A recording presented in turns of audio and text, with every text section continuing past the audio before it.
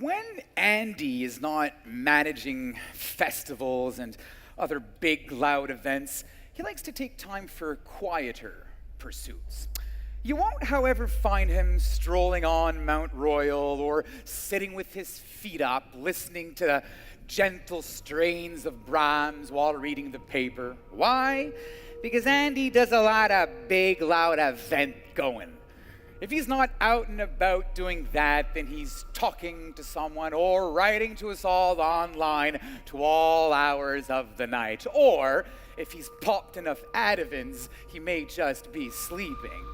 Peace and quiet are certainly on his mind, but they're more often waylaid by the thing that Andy likes to do most of all: cause trouble. Ladies and gentlemen, I give you Andy Nulman.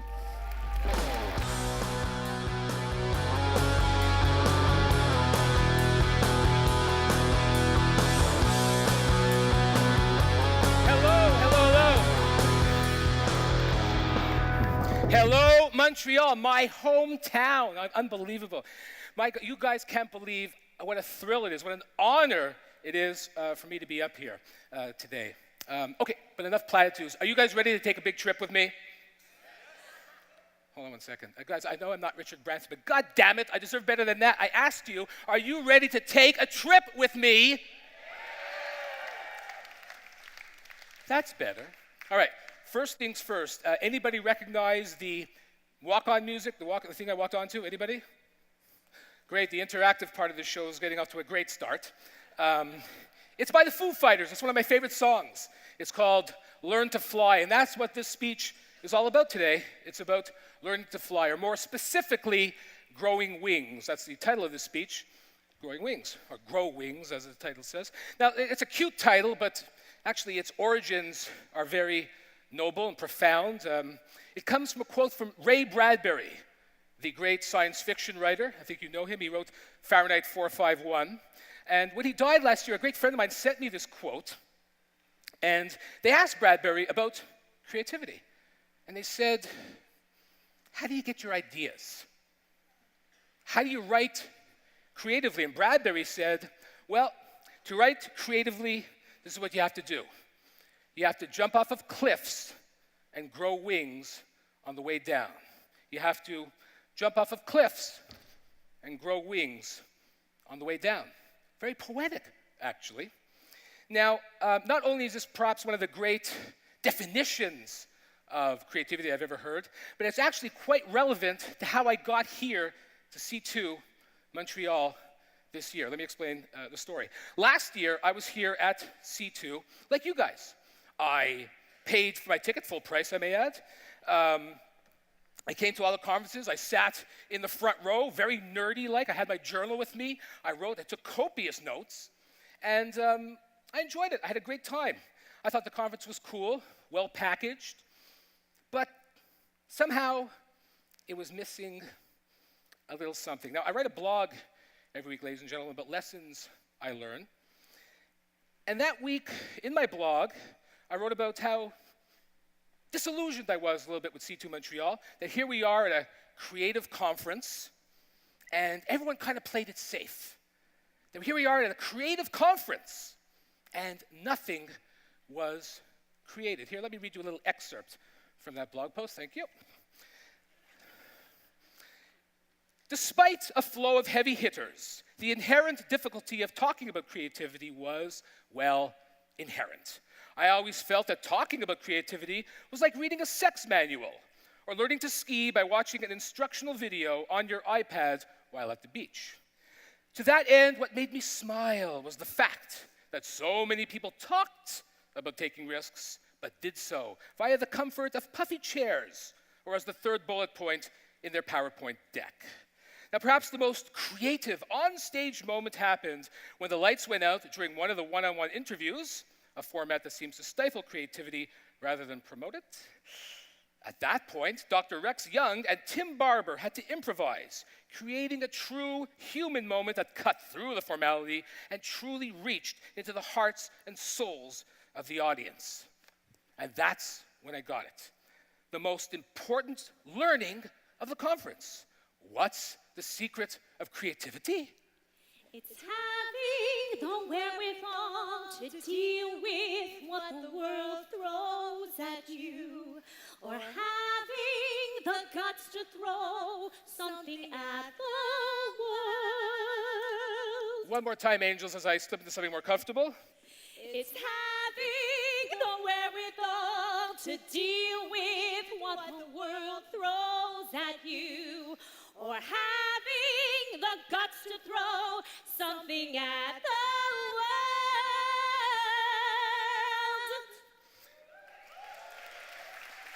Thank you. High five, high five.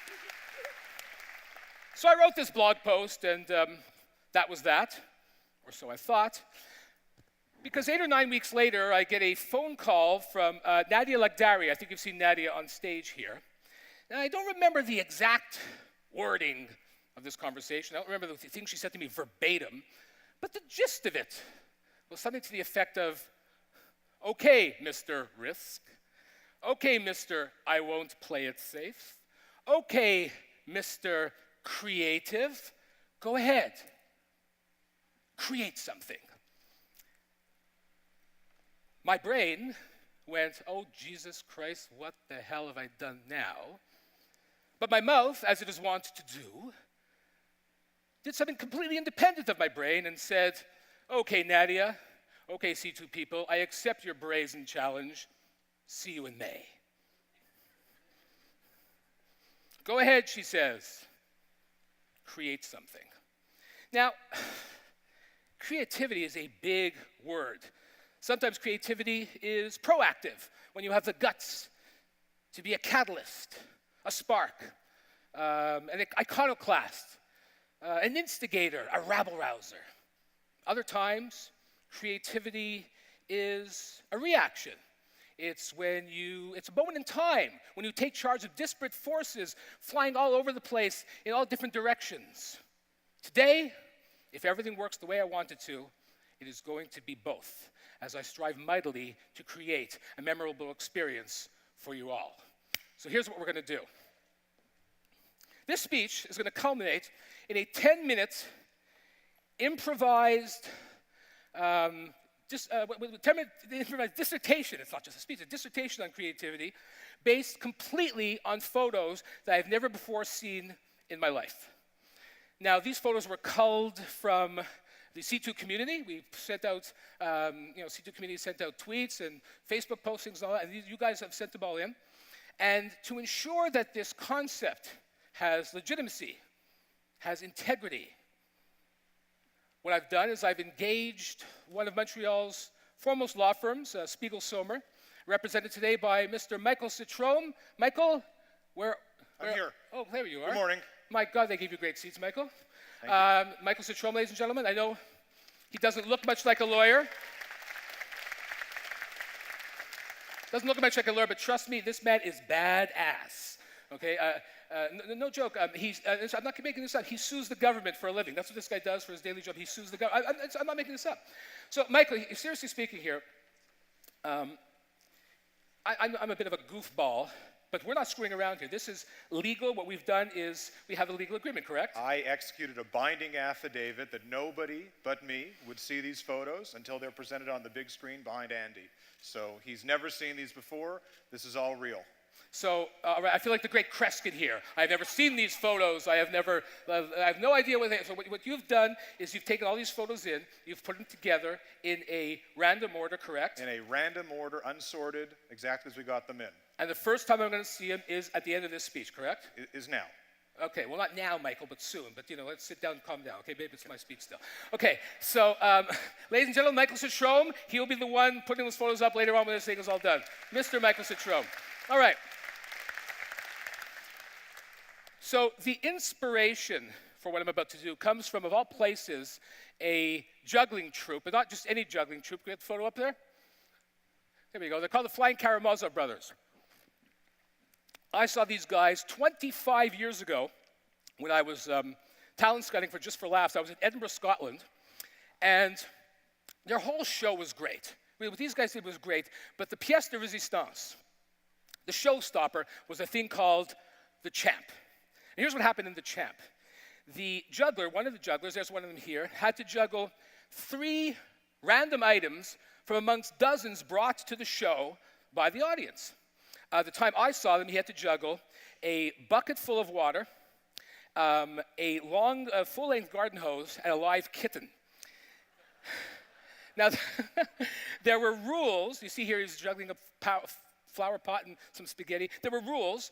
The items had to be weigh more than 1 ounce, weigh less than 10 pounds, be no bigger than a bread box, and no live animals. That rule was put into effect after the Edinburgh show for reasons you're about to find out. So the juggler, the champ, had 3 chances to juggle these things. He could adapt the items in any way to make them more juggleable. So in other words, like when you throw up the bucket of water, it comes down without the water. It's a lot more juggleable. Okay. What he also did, the guy to make it more juggleable when I was there, he took the garden hose and tied it into a knot into a ball, and he killed the kitten. Oh, guys, you're so gullible. Please. He didn't tie the hose into a ball. Jesus Christ. Anyway, as I said, the champ had 3 chances to do it. And if they did it we had to do it with a count of 10. So you had to juggle these 3 items to a count of 10. 1, 2, 3, 4, to a count of 10. And if he did it, he was met with a rousing, thunderous standing ovation. And if he didn't, he was met with a thick, disgusting, gooey cream pie in the face. Now, obviously this didn't always work, but it was by far the most popular part of the Karamazov show. Why? Because of the undecided outcome. It's not that the audience wanted the champ to fail, but they were seduced by the opportunity, by the chance that he could. Now, the Karamazovs, we go to the next slide for a second? What I found weird, what was amazing, later on, the wings element of their logo, I never realized this. But the Karamazovs, we can go back to the next slide, or more specifically, the champ part of the Karamazov show was the impetus for a theory that I've adopted and basically live my life by to this very day, and hopefully I'll be able to implant among some of you today. And that theory is there is no creativity without the risk of total outright failure. There is no creativity without the risk of total outright defeat. Without risk, you're just repeating. You're doing the same thing over and over and over again. And you know what? Creativity is not a rerun. It's like a Texas Hold'em poker. Sometimes you got to go all in, to win big and be able to face the consequences and face the music if things don't go your way. That's what this is all about. Now, as I said, this is a theory that I've adopted and live my life by, both in my personal and professional life. At Just for Laughs, I'm the president of Just for Laughs. We have an adage, a slogan, one may say, which goes, if everything works, we didn't go far enough. If everything works, we didn't go far enough. If we didn't fall on our ass at least one time, at least once, we played it too safe. And as I said, this is something also I take in very close to my heart in my personal life. I'll tell you a story. I was once asked to speak at the Canadian Marketing Association in Toronto, the CMA conference. And rather than do just a standard podium speech or PowerPoint pace, I decided to present my findings in the form of a 17-stanza poem backed by a complete African-American gospel choir decked out in full church regalia. All the purples and blues and the silks. I myself was wearing a hot pink Marc Jacobs jacket. I went ahead, I had some Andy Kaufman-esque false starts. It was a work of genius, I thought. Well, the audience didn't. They hated me. Let me be more specific. They fucking hated me. Now, let me explain the difference between the two. Hate equals you suck. Fucking hate equals we want to kill you. There was a lynch mob waiting for me when I got off the stage, ladies and gentlemen. There were people there with burning torches and lengths of rope. It was like a scene from a Frankenstein movie. I wish I were making that up, and it was true. They hated me. And you get these evaluations at the end of the conference. Well, mine were the worst evaluations of all. Not just of that conference, in the history of the Canadian Marketing Association, I have the worst ratings of any presenter ever. So with all that said and done, here's the moral to our story. 3 years later, I am on stage at C2MTL, and they are in their offices, more likely their cubicles in Toronto, Mississauga, or Etobicoke. Thank you. So,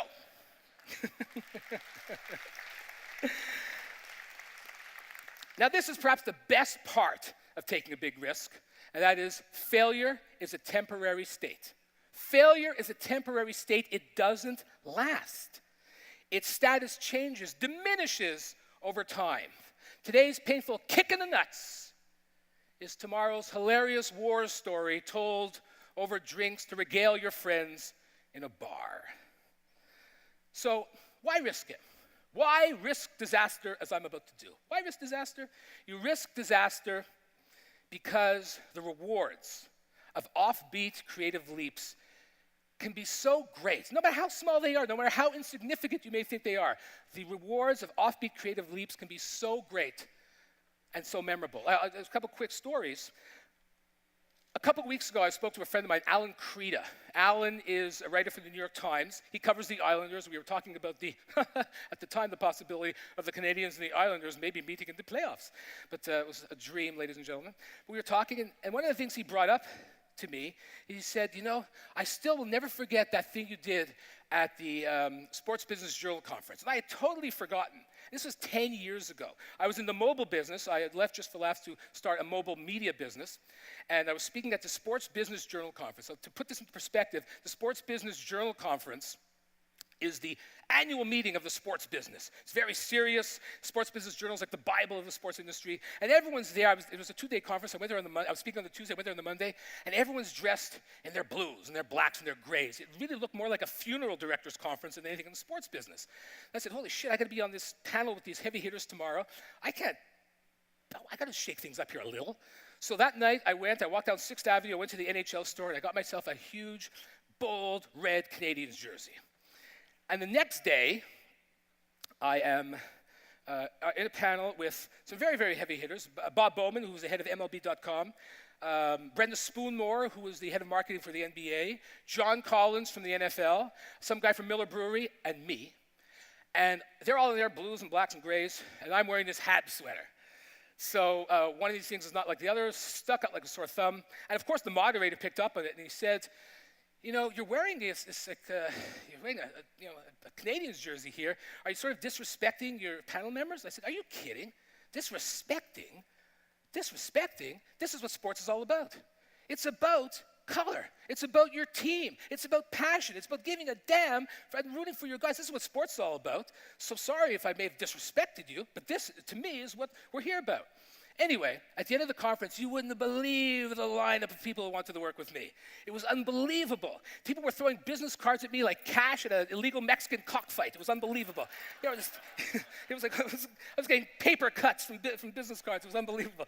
And what was really cool, one of the people who wanted to meet me was none other and wanted to work with me at Airborne Mobile was Kareem Abdul-Jabbar. And it's one of my great photos of all time, and me in my Habs jersey looking up at 7'20", Kareem Abdul-Jabbar. I think we needed 2 phones to take the picture. Anyway, so even more recently, at Just for Laughs, some of you got to do everything at this place. One of the things I'm doing right now is helping sell sponsorship for our events. And one of the events we're doing is a thing called JFL 42. It's a tech-based event aimed at youth in Toronto. We're looking to get some cool sponsors. So one of the people we were pitching is a company called Joe Boxer. And Joe Boxer make, kind of cool men's underwear. So I went to the meeting, and it was this dreadful place out near the airport in Toronto, unbelievably far. And this guy, Murray Blair, who was working with Caulfield's, is the company that owns Joe Boxer, sat me down in his boardroom and started to give me a dissertation, a word I like a lot today, on men's underwear. And I said, Murray, listen, you don't have to tell me, I'm an expert in men's underwear. I know myself. He says, no, but seriously, I said, Murray, I'm an expert. And what I did basically is I undid my pants, dropped my drawers. I stood there, and I said, good thing I was wearing underwear that day, good thing I remembered. And I said, Murray, I was wearing, actually the same underwear I'm wearing now. There was a white and blue pair of Bjorn Borgs. I said, Murray, I'm an expert in underwear. I started to entertain him with my knowledge of Dissegal and Dandy Frank and Humor, all these wild brands, and of course Calvin Klein. So this could have blown up in my face. This could have, they could have said, this guy's crazy. But if that would have happened, so what? They wouldn't have been the right partner anyway. But I took that little, silly, creative leap. As I said, no matter how insignificant, you'll be happy to know that right now, as we speak, we are signing a long-term agreement with Joe Boxer for JFL 42. So, note to self, or to yourself, drop your drawers, sign the contract. Just like that. So, this all brings us to today. Let me have another swig of water here. These stories bring us to today. Look, guys, maybe I'll have a little sip of creative juice. I could have played it safe.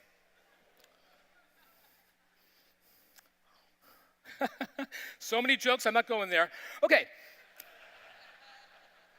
Let your own perverted mind come up with them. I could have played it safe today. I could have hidden behind the security of a PowerPoint deck. I could have hidden behind the safety, the comfort of a podium and read my speech from a binder. I could have hidden behind the security of basically repeating the same speech that I've done 100 times before, 1,000 times before, and basically phone it in and think of something else while I'm talking to you. I could have sat my svelte ass on a couple of chairs and let people quiz me about my beautiful career and maybe perhaps have them feed me grapes and give me a foot massage at the same time. But really, where is the challenge in that? Where's the risk? Where's the creativity? Where's the fun? No, I'm telling you, I would much rather suffer the pain of an authentic failure than celebrate a false success. I'd much rather be vilified than ignored. I'd much rather walk the valley of the shadow of death. You know what the valley of the shadow of death is? When you do a presentation and you bomb so badly, you suck so bad that people can't even look at you in the eye. I'd rather face the indignity of the eye-shielding indignity of the valley of the shadow of death. I've been there. Than face the insincere, vapid, vacant, look through you, limp handshake lie of, oh, you were great. No. If I did that, you know who I'd be, ladies and gentlemen?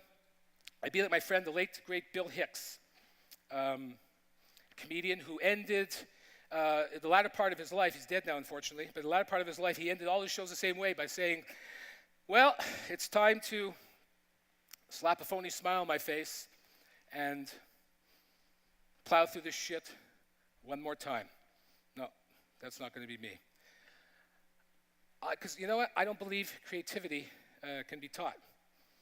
It can't be taught by a 4-point PowerPoint. It can't be taught by a 12-step program. It can't be taught by a 20-chapter book. I know this, ladies and gentlemen, you want to know how I know? Because I wrote a great 20-chapter book on creativity. It's called Power Right Between the Eyes. It's about the power of surprise. It's a great book. But unless you're willing to carry out some of the theories and strategies in it, unless you're willing to put some of this into action, it's worthless.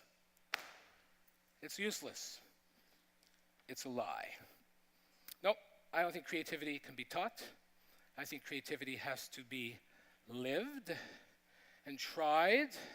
And today, ladies and gentlemen, what I'm about to do, we are going to live it, or I am going to die trying right before your very eyes. So, I say to you now, are you ready to go on a little trip with me? Yeah. All right, Michael, get ready. I have no idea where we're going to go. 10-minute dissertation on creativity. I'm going to start with my opening line, and my opening line is, the most important thing about creativity is timing.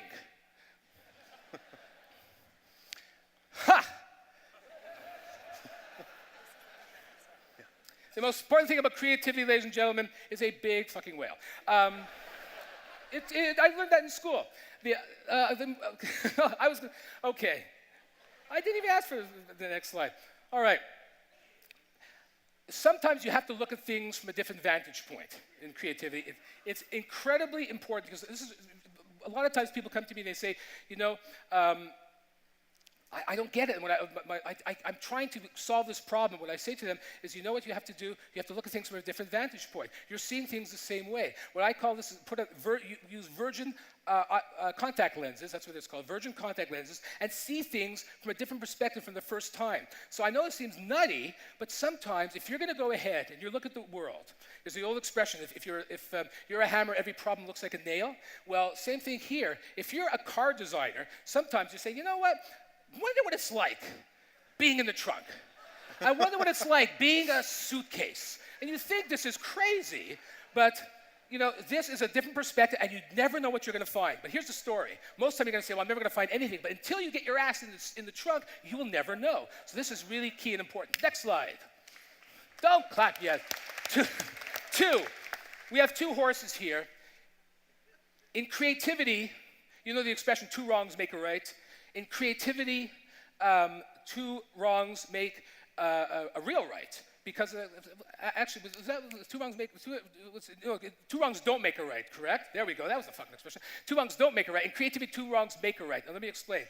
I heard about a company they're called black nail polish. They're black cosmetics, I'm sorry. And what happened was they had these things for guys, real tough guys, who were working in, like my son, who works in wood and metal, and guys who are MMA fighters who are fighting and they're breaking their nails. So what they would do is they had these coats that they would put on their nails. They were clear. And then they said, you know what, wouldn't it be cool? Maybe we'll give them colors, and we'll paint it black. So what happened was these guys launched a thing, it's called Alpha Nail, and it's black nail polish for MMA fighters and guys who work with their hands. And so you see these guys, these big, beefy guys with a million goddamn tattoos wearing black nail polish. It's a huge, if you don't believe me, check them out on the internet. It's a huge, huge product. So this is like two wrongs making a right. Two other quick examples. You ever see those shoes? Right now, it used to be the shoelaces match the shoes. Now, the new trend is, well, if I have black shoes, let me put yellow laces. I have gray shoes, let me put pink laces. You've seen all that stuff. It's a big trend right now. Third, Passover. How many Jews here? Don't worry, you can put your hand up. It's like, okay, don't worry about it. What? The anti-Semitism? No, don't worry. It was just because I want to see if you relate to this. It was Passover. Okay, in my house, what I like to do, before I play hockey, I like to have ice cream. I like to have ice cream with crunch in it. So usually I put granola or cereal. So it's Passover time. We can't put granola, we can't put cereal because my wife keeps a kosher house. So she says, okay, well, you can't do that. So I need crunches in my ice cream. So what I put, the Jews here will get this, matzah farfel.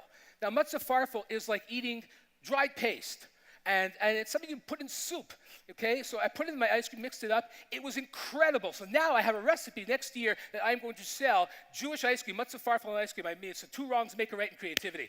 Bang, matzah farfel ice cream. 5 minutes, thank you. Little homes. Little homes. Jesus Christ, I thought people had more creativity than this. People... Oh. Can I go back to the homes? Let's go back to the homes, okay? People say, where's the best place to create? And I see this all the time, like these rooms, people have these creative rooms, okay? And they say, well, you know what we need?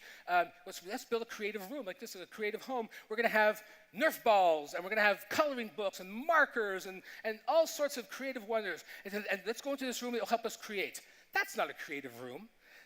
Nerf balls don't help you create. You know what helps you create? I'll tell you. You want it to be a creative room? You ever see Apollo 13, that movie? And those guys are in the room. They say, we have to build this out of that to save these guys up there. That's a creative room. Not a Nerf ball. You know what's a creative room? A commitment, pressure, a deadline. That's a creative room. A creative room is not, when they throw Nerf balls and other crap all at you. Next slide. Screw Willy Wonka. Screw Willy Wonka. Let's go to this one. I asked for I said, send me your wildest pictures. I'm getting raspberries and cream. My God. Okay, this, stick your finger in it. Okay.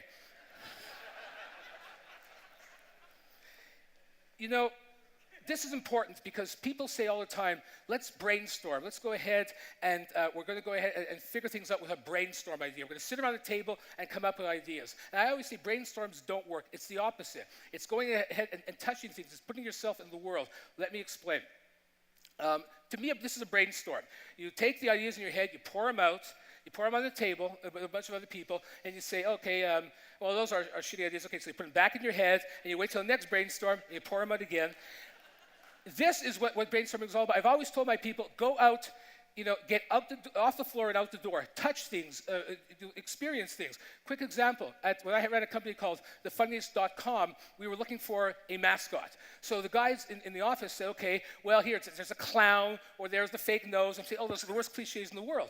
You got to get out, go touch something, go do something. So we had this designer, and he went into, of all places, we were at 2020 University. It was an office building. He went downstairs.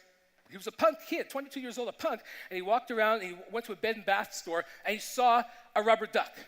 And then he came back to the office, and he drew this rubber duck with a fang, wearing these big boots with big cleats in them. He had a board with a nail coming out of it, and that inspired him. So rather than sitting in an office, he went out, he touched something, he saw something, and that became our mascot. The name was Fuck Duck. That was the name of the mascot. And but rather than sitting in the room, he went out and touched something. That's how he came out with it. Let's go, next one. 2 minutes. 2 minutes. Sorry, gorgeous, I'm taken. There was a survey just recently, Time Magazine, the MPAA, and Microsoft did it, about desirability, what people find desirable in a human being. Number one, guess what it was? Creativity at 94%. Sense of humor, you think, right?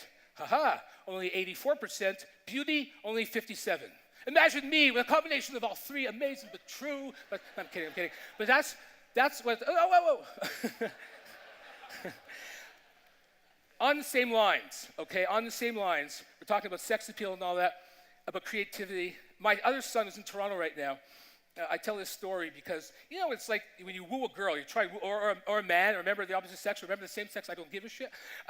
But there's a process to that. And right now, what I'm seeing people are getting so creative. My other son, this is what he did to woo this girl. He wrote a software program for her. He wrote a software program. It was the most romantic thing in the world.com. I think that's the name of the site. And every night, it sent her a text message and a link to something that she could only open for 24 hours, and then it was gone. And what he did for a number of days, it dispelled her misconception of what he was. So that's what being creative. 30 seconds. 30 seconds, holy shit, one more. The devil. Creativity, you've got to be a pain in the ass. And sometimes you say to yourself, oh my God, let me be nice. And you don't have to be nice. You have to be a pain in the ass. You have to be the rabble-rouser. You have to be the one who makes trouble. You have to be the devil. Which I think I know what that is, actually.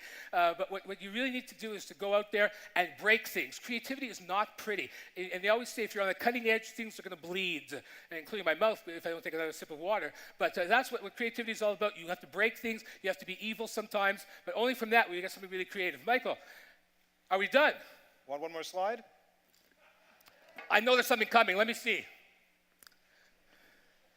No, I don't want one more slide. I finished on a fucking high. No. No, I don't want another slide at all. I want to finish on the goddamn devil. It's my conference. And let me see. And it says 0. So there we go, ladies and gentlemen.